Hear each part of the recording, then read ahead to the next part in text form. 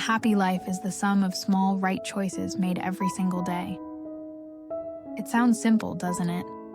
But the longer we live, the more we realize.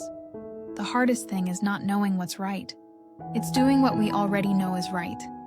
Every day, our brain faces countless decisions, from small ones like sleeping early or staying up late, eating clean or ordering fast food, to bigger questions like how should I live, who should I become? And almost every day, we have those moments when we know what we should choose, yet we still go the other way.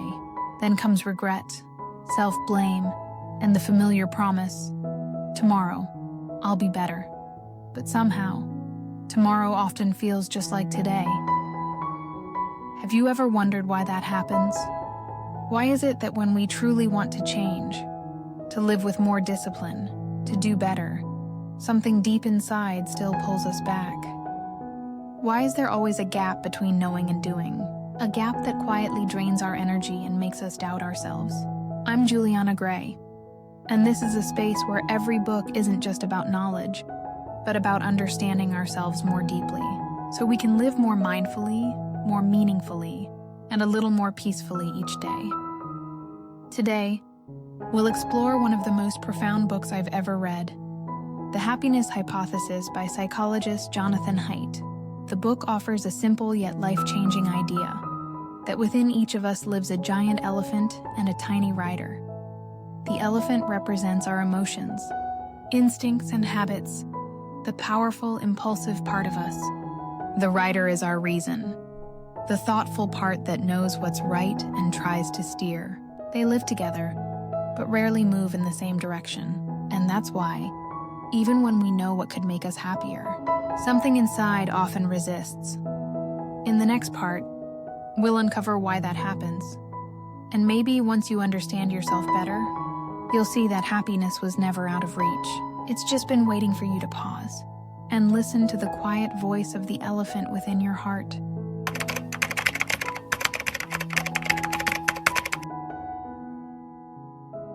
The greatest battle in life is the one we fight within ourselves.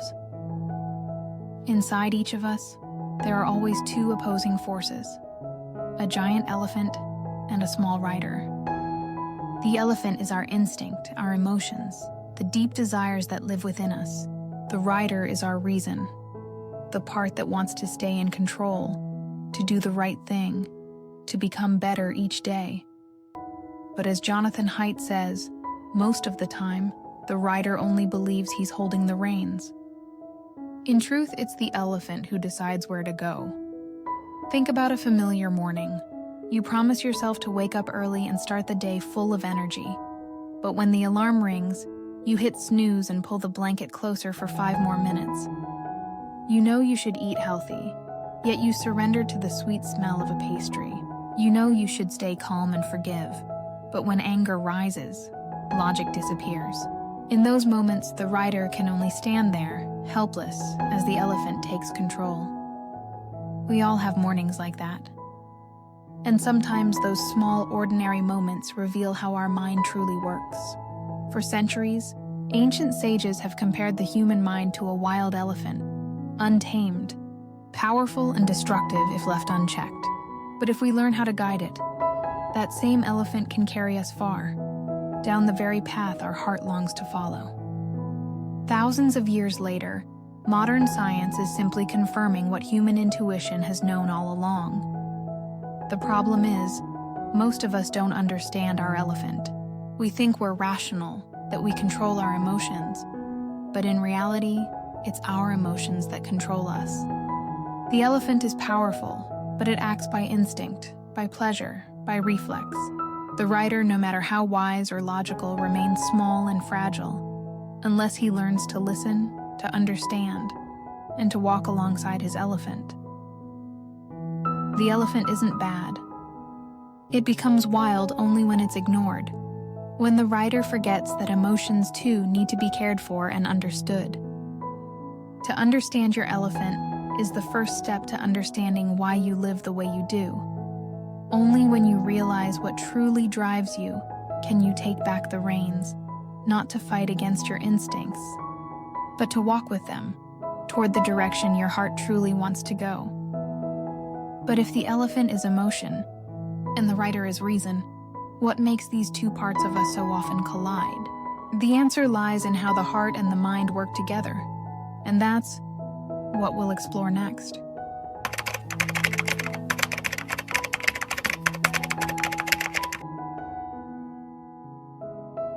People don't live by what they know is right. They live by what feels comfortable. Once we realize that inside each of us lives both an elephant and a rider, we begin to see more clearly the quiet tug-of-war between emotion and reason that unfolds every single day. Reason may know the way, but the elephant decides whether to move. Within us, two systems are always at work: the heart and the mind, emotion and logic, instinct and control. The mind wants progress, it wants change, discipline, a better version of us. But the heart only wants safety, comfort, and the ease of what's familiar. When these two pull in different directions, conflict begins. The mind says, I need to exercise, I should wake up early, I must stop procrastinating. But the heart whispers, you're tired. Resting a little longer won't hurt. And most of the time, that whisper wins. Psychologists call this the conflict between the two operating systems of the brain. One is automatic, driven by emotion, reflex, and memory. That's the elephant. The other is deliberate, guided by logic, planning, and reflection. That's the rider. Whenever we act, emotion moves first. The brain makes decisions in just a few milliseconds, and only afterward does reason step in to explain why we did what we did. It's like when you see a slice of cake. The craving appears before your rational mind can remind you that you're on a diet. Emotion acts instantly. Reason arrives later to justify. It's just one bite, it's fine. In other words, we don't act rationally as we like to believe. We act emotionally first, then use logic to legitimize our choices. That's why we often know what's right, yet still do what's wrong, not because we're weak or lazy, but because our elephant is walking the other way. Every time we try to force ourselves to change, it's like a rider pulling against a creature 10 times his size. The harder we pull, the more exhausted we become, and the more the elephant resists. So instead of trying to drag it back, learn to talk to it. Listen to understand what your elephant is afraid of. What makes it hesitate? When the heart and mind stop fighting each other, when emotion and reason begin to understand one another, that's when true, lasting change begins. Because in the end, we can't defeat the elephant. We can only learn to walk with it in the same direction. And to do that, we must first look deeper and ask, what truly drives the elephant within me to act the way it does?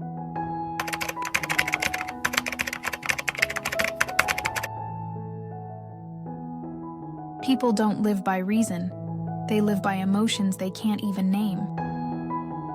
Once we realize that we can't overpower the elephant with reason alone, the first step is to observe, to see what truly drives it to act.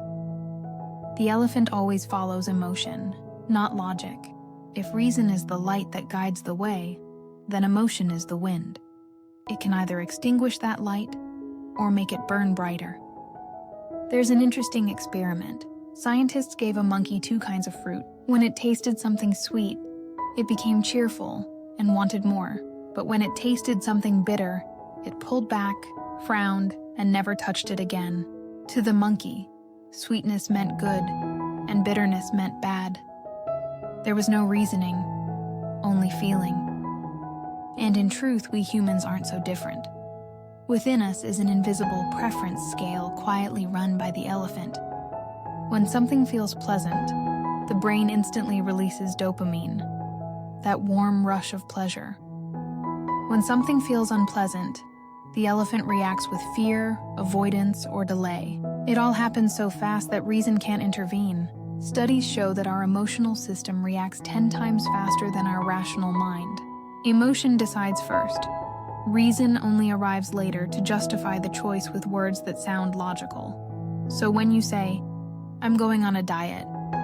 But a few minutes later, you're opening the fridge for something sweet. It's not weakness. It's simply that your elephant chose another path. It seeks what's easy, quick, and safe. Its nature is to avoid pain and chase pleasure. And in today's world, that instinct is constantly being exploited. Think about how often you pick up your phone just to check one message, and suddenly, half an hour has passed. Every notification hits that same weak spot. Gradually, our inner elephant becomes addicted to instant rewards, losing patience for the slow, quiet joys of reading, learning, or deep focus. We think we're the ones choosing, but really, it's the elephant holding the reins. So the real question is no longer, how do I control myself? But what's actually controlling me? Are you working toward a true desire, or chasing the quick reward your elephant has been trained to seek? To guide the elephant, first watch what excites it. When you understand its language, you can walk beside it, not against it. And to do that, you must be willing to look at the parts of yourself you usually avoid. Because sometimes, it's those hidden shadows that quietly steer the course of your entire life. What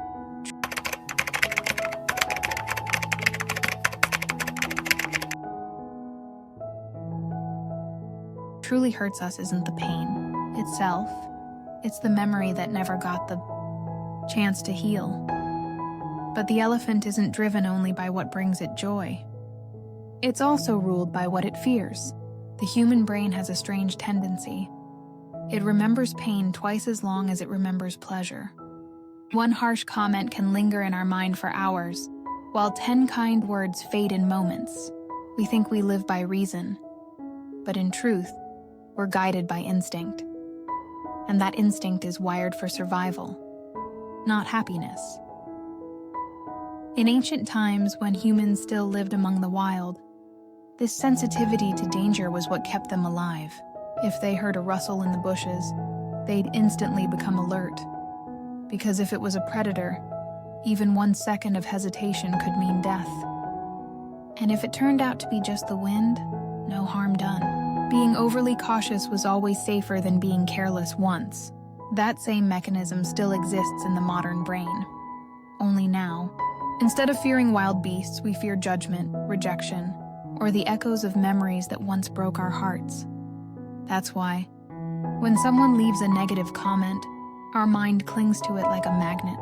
We reread it, analyze it, replay it, while dozens of warm compliments drift past like the breeze.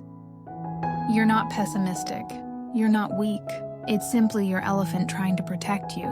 It remembers what pain felt like, and it never wants you to feel it again. So when you find yourself heavy-hearted, easily hurt, or shaken by something small, it isn't your fault. It's your elephant reacting. It wants to keep you safe, just in its own clumsy, outdated way.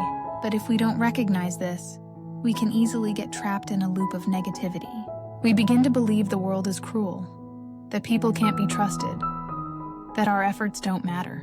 Each time we focus on what's wrong, the elephant strengthens its belief that pain is dangerous and joy is fleeting, and it keeps retreating further from life. Understanding this tendency is the first step to freeing ourselves from it. When we see that our negative reactions aren't the truth, only overprotective warnings, we can gently smile and whisper to ourselves, "I'm okay. Thank you for trying to protect me." And in that moment, the elephant softens. It learns that not every moment requires vigilance. The mind begins to clear, no longer pulled into the storm of fear. And like a lake after the wind has passed, only when the water is still can it truly reflect the sky.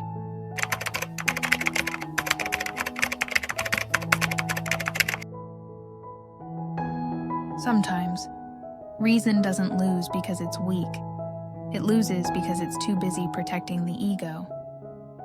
Once we understand that the elephant reacts strongly to the negative, we begin to see another instinct just as dangerous. The instinct to believe we are always right. The elephant within us insists it's right, even when it's clearly wrong. It hates being contradicted, hates being criticized, and hates most of all to admit a mistake. Inside our mind, the dialogue between the elephant and the writer plays out every day. The elephant says, "I'm right, everyone else is wrong." The writer gently replies, "Maybe it's not that simple. Let's stay calm." But the stubborn elephant insists, "No, I'm sure. They need to see it my way." And eventually, reason nods along, not because it truly agrees, but because it's tired and used to protecting the elephant at all costs. In psychology, this is called left brain rationalization, when our reasoning mind searches for any excuse to justify our emotions, making our behavior look rational. You've been there. You lost your temper and said something that hurt someone. Instead of admitting you were wrong, you told yourself, "I was just being honest." That's the writer legitimizing the elephant's behavior, helping it preserve the image of, "I'm right, I'm good." Because to the brain, admitting a mistake can feel scarier than failure itself. It threatens our ego, our sense of safety. Often we're not protecting the truth. We're protecting the image of ourselves we want others to see. The more intelligent we are, the better we become at defending our mistakes. A sharp mind may avoid obvious biases, but it also uses its own cleverness to justify what it doesn't want to change. A person can argue logically to prove they're right, even when deep down they know it's not entirely true. And the paradox is, the harder we try to prove ourselves right, the further we drift from the truth. Sometimes learning to admit we're wrong is the hardest exam of the mind. It requires not only knowledge, but courage to face ourselves. We need enough calm to look at our mistakes without self-condemnation, and enough humility to accept that we too can be wrong, just like anyone else. True intelligence isn't being right all the time. It's daring to question ourselves. Only when we're willing to challenge our own beliefs can we open the door to real understanding. Then the elephant within us stops being a stubborn creature to control and becomes a companion, one that listens, adjusts, and walks with us toward clarity. Yet even when we learn the humility to look inward, another instinct still lurks. The instinct to strike back, to restore fairness when we feel hurt. And that is the door the elephant will lead us through next.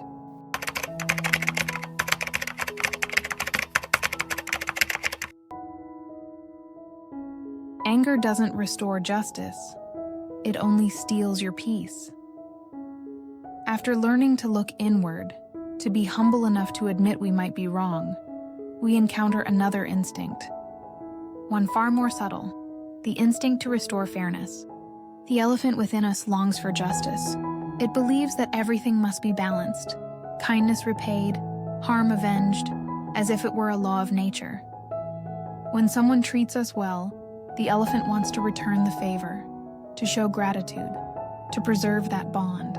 But when we're betrayed or hurt, it wants to strike back, to make the other person feel an equal pain. This instinct once helped humankind survive and maintain order within tribes. But in modern life, it's often what keeps us suffering.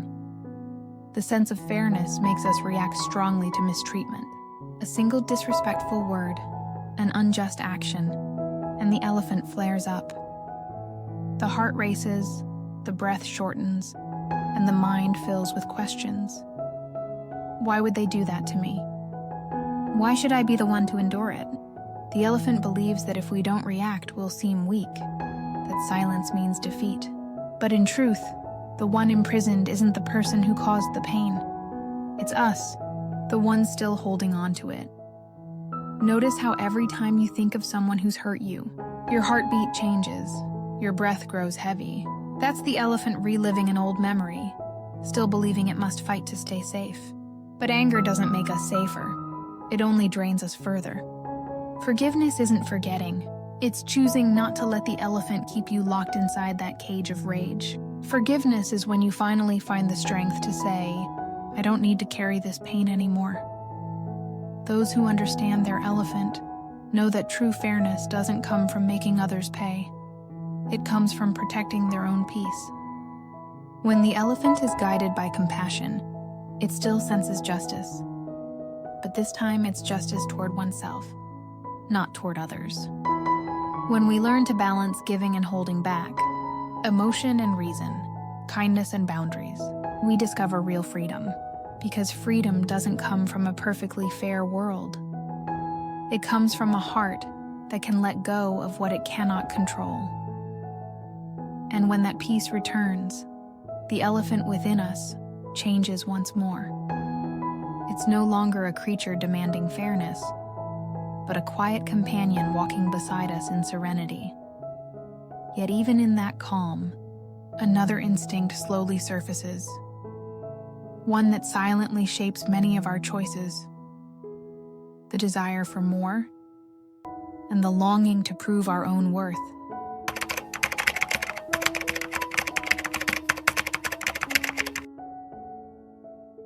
Greed isn't just the desire for more, it's the fear of not being enough.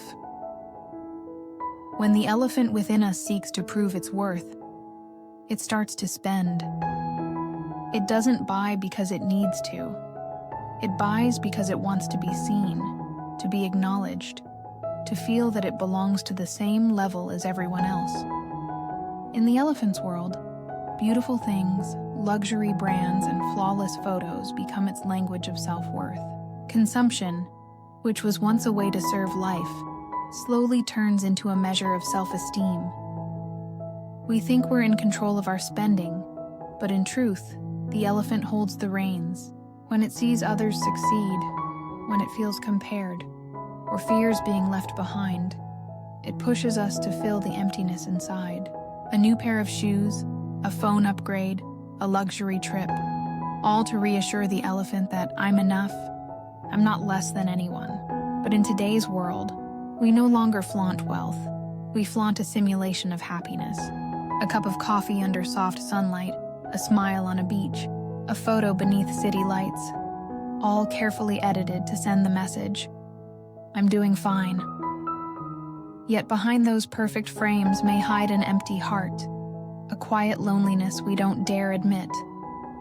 We post to be praised, to be noticed, and then we worry when no one reacts. The elephant feels joy for a moment, but soon the emptiness returns, deeper, quieter, and so we keep running. We keep buying, posting, proving to the world and to ourselves. But the more we try to prove, the further we drift from what truly matters, the feeling of enough. Enough doesn't come from having more, but from pausing and being grateful. You don't need to look rich, you just need to feel enough. When you truly understand what you need to live well, you'll see that happiness doesn't live in things, but in the peace of being yourself. Don't buy what makes others envy you. Buy what makes you calm. Because in the end, the elephant doesn't need admiration. It only needs rest.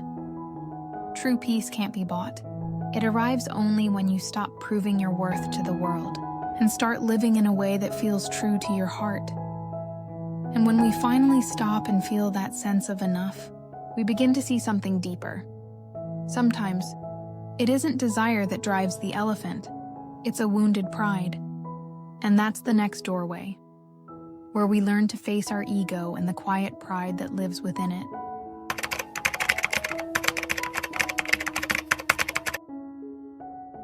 Self-respect is what helps us stand tall, but it can also be the very thing that makes us fall.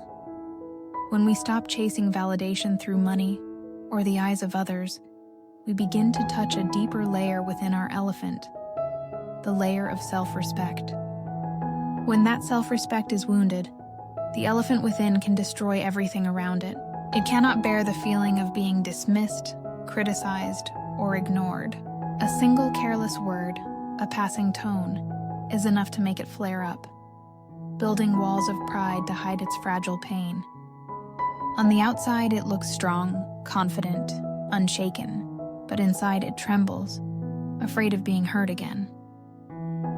The elephant is easily offended because it ties its worth to how others see it. When praised, it feels proud. When criticized, it retreats or attacks. In its self-defense, it can wound even the ones we love most. That's why a single disagreement can fracture a relationship. Not because the issue was too great, but because the elephant felt insulted and rose up to reclaim its sense of rightness and worth. When self-respect turns into pride, we live in tension. We need to prove, to win, to be acknowledged, to come out on top in every argument. But the more we try to prove, the more exhausted we become. And when our self-respect falls too low, we sink into insecurity and comparison, convinced we're never enough. On one side, pride burns like fire. On the other, inferiority opens into a hollow pit. Both make the elephant restless. True, healthy self-respect isn't about thinking you're better than others. It's knowing that you're not less. It's the quiet confidence that lets you smile at criticism without feeling broken, to say I was wrong without shame. It's understanding that your worth doesn't live in other people's eyes, but in how gently you treat yourself. A person with healthy self-respect doesn't strain to be recognized. They know when to stand firm and when to step back. They're strong enough not to react from emotion, and peaceful enough not to become a victim of their own pride. The elephant within us will only find true calm when it realizes there's nothing left to prove. When we learn to see ourselves with kindness, we begin to see others with compassion. Respect for others begins with self-respect. And when we can accept ourselves, both strengths and flaws, light and shadow, the elephant finally stops thrashing. It stands still, gentle and at ease, allowing us to walk through life with a lighter heart, not needing to be above anyone, only peaceful enough to be ourselves. And when we reach that peace, we discover another quiet paradox. The more choices we have, the easier it becomes to lose direction. That is the next doorway, where the elephant must learn what enough truly means, to find its way back to real happiness.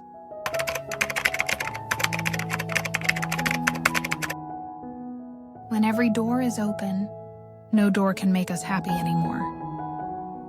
After the elephant within us learns to be at peace with itself, it faces an even subtler paradox, the paradox of choice. The more choices we have, the easier it becomes to lose direction. In an age where everything is customizable, we believe we're living in absolute freedom. Yet this abundance of options has made our minds more restless than ever. We can choose where to live, what to do, who to love, how to dress, even the image we want others to see.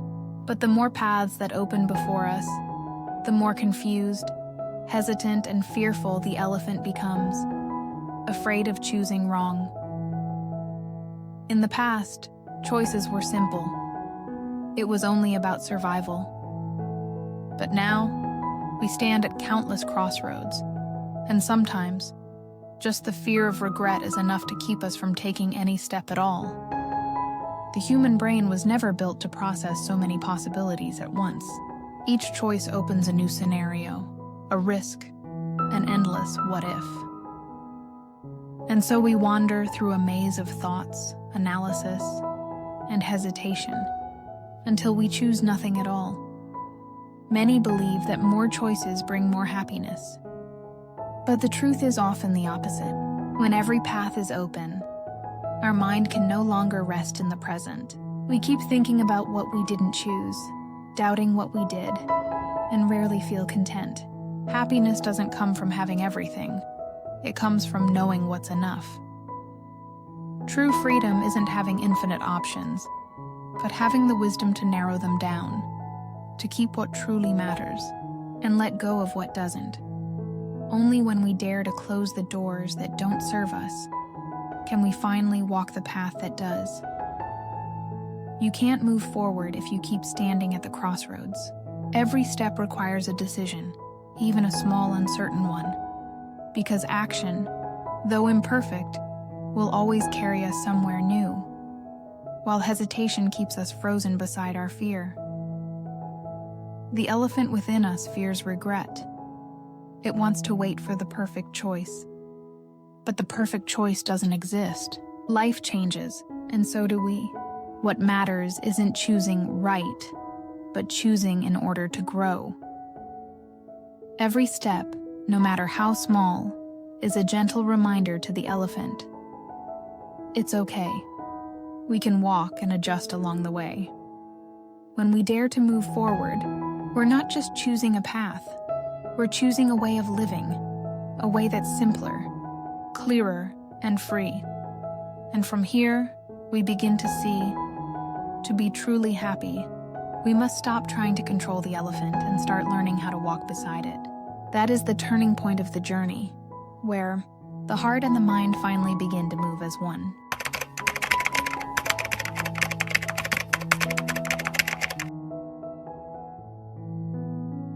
Change isn't about forcing yourself to become someone else. It's about learning to understand yourself better. After walking through the 7 doors of awareness, we begin to understand that changing ourselves isn't a battle between reason and emotion. It's a journey of learning how to cooperate between the 2 sides within us. You cannot force the elephant. You can only make it trust you. The elephant doesn't follow commands, doesn't understand logic, and never responds to criticism. It responds to emotion. If you treat it with anger, it becomes frightened and runs away. If you try to control it, it resists. But if you learn to understand it, to accept the weak, conflicted parts of yourself, the elephant will begin to listen. Jonathan Haidt reminds us that the rider, our rational mind, can't fully control behavior. It can only cooperate with instinct. The first step toward real change isn't discipline, it's understanding. To admit that within us exist both strength and vulnerability, both light and shadow. Every flaw isn't a stain to hide, but a sign that we're still learning how to become ourselves. When you begin to treat yourself with kindness, the elephant within you starts to feel safe, and when it feels safe, it listens. From that moment, you no longer need to fight your instincts, only to guide them. One of the most effective ways to cooperate with the elephant is to change your environment. The elephant is deeply sensitive to what surrounds it. If temptation is near, it will find it hard to resist. So instead of using willpower to win, use wisdom to design. Remove distractions from sight. Create calm spaces that invite focus, and prepare the right choices in advance so the elephant naturally chooses well without struggle.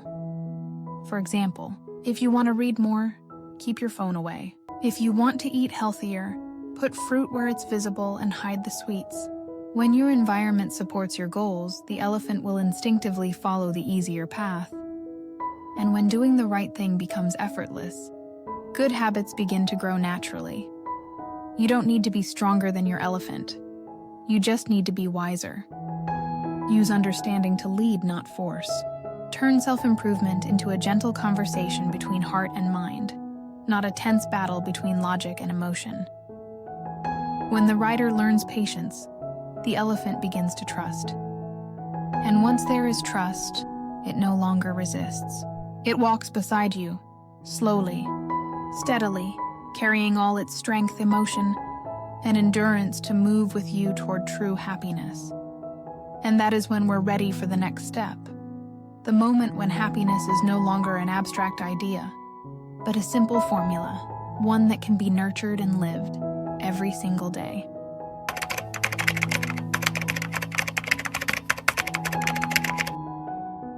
When we stop trying to change ourselves to be perfect, we finally begin to change for real. After learning how to cooperate with the elephant within our mind, we begin to understand happiness isn't the result of control, but the harmony between what we can change and what we must learn to accept. Jonathan Haidt, author of The Happiness Hypothesis, once said that human happiness is made up of 3 parts. The first is our biological set point, the emotional baseline we're born with. Some people are naturally cheerful and lighthearted, while others are more anxious and sensitive. It's like the weather. We can't control the rain or the sun, but we can choose how to face it, bring an umbrella, or find a quiet shelter to rest beneath. That's the part we cannot change, but we can learn to live peacefully with it. The second part is our circumstances: money, work, home, health, relationships. These affect our mood, but only for a while. The joy of a new purchase, a vacation, or a success always fades. Humans have an extraordinary ability to adapt. Whether joy or sorrow, we always return to our emotional baseline. And the third part, the most decisive one, is the way we choose to act every day. The way we think, react, and face what doesn't go our way. We can't choose our genetics, nor can we fully control our circumstances, but we can always choose our attitude toward life. Happiness doesn't come from having everything.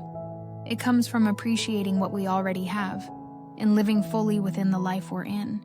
You can start small, turn down the noise in your life, scroll less, compare less, care less about what doesn't matter, spend more time with family and friends, because connection is one of the most enduring foundations of happiness. Practice flow. Lose yourself in work or creativity until time disappears and only presence remains. And finally, practice gratitude. Not because everything is perfect, but because you still have the chance to live, to love, to change. You can't change your genetics, but you can change the way you see. When you choose to look for what's good, your mind begins to shift. When you practice gratitude, the elephant within you grows less afraid. When you live fully in each moment, happiness stops being distant. It becomes something you can touch every day. Happiness isn't something waiting at the end of the road. It's something we create with every step we take. Every right choice, every kind thought, every grateful breath adds another line to the formula of your own happiness. And when you finally understand this, you'll stop searching for happiness somewhere far away, because it has always been here, in every heartbeat, between the elephant and the rider learning to walk as one. And when heart and mind begin to move in the same direction, when the elephant and the rider no longer fight for control, we arrive at the highest state of this journey, the moment when heart and mind finally become one piece.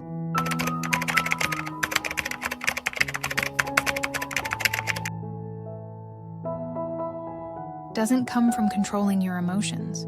It comes from accepting them. The elephant isn't bad. It simply needs to be heard. Within us, the elephant is emotion, instinct, the most vivid and powerful part of the soul. The rider is reason, awareness, clarity, the part that reflects and guides. Both are essential, yet most of the time, we let them clash instead of allowing them to live in harmony.